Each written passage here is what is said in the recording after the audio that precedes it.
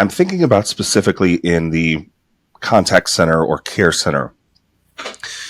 How can we better protect and support the mental health of those individuals? That is a tough job. Can be really, really challenging. And beyond giving them the right tools, the right training, empowering them to make customer-centric decisions for themselves, how can we support their mental health? Because it's really, really challenging. And I think that's an area that gets overlooked sometimes. Yeah, I think as leaders, we have to care. We have to care. And I think that doesn't happen enough.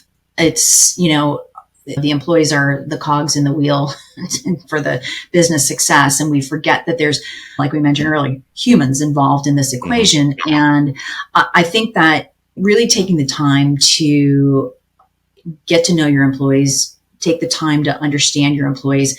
And I don't mean surveys. I mean sitting down with them one-on-one and having those conversations, right?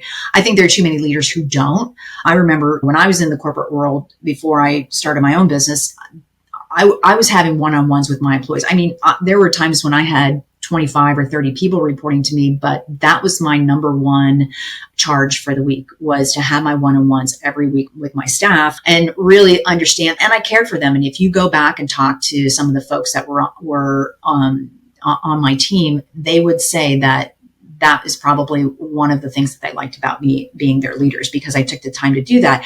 And I got to know them on a personal level. It's not just about what are you working on today and how's it going and how many calls did you take and how many of this or how many of that, right? Or how long did it take? None of that. Those one-on-ones for me always started with, how are you doing? How are you feeling? And just really caring about them as a person.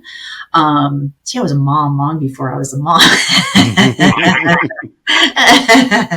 That just hit me. But I think that's really what it takes to know and understand your employees at that level and listen for the cues that things are going sideways, right? And then help them to work through them. So for example, both my sons work for the same restaurant, and my oldest son is a manager there, and he was going through some hard times because sorry for lack of a better, it's a shit show.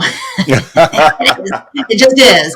And he comes home and he tells me, and I'm like, oh, please let me go in and talk to your manager. Let me go and consult with him. But his general manager actually gave him 2 weeks off paid because he saw that, things are crumbling very quickly here and he needs a break from all this. And those are the kinds of cues that you've got to look for. That's why you've got to have these one-on-ones on a regular basis, and then help your employees walk through it, whether it is take some time off for yourself. And his manager was like, don't even look at your phone. Do not respond to any text. Do not go into our app and look at anything there. Stay away from it and just give your brain a break. And even said, don't talk to your brother about work because he's bringing it home too, kind of thing. So those are the kinds of things. If you're having those conversations with your employees on a regular basis and getting to know them on a personal level, deeper than just what are you working on today, I think that's going to be your first step to helping them. It's A, recognizing it, and then B, helping them.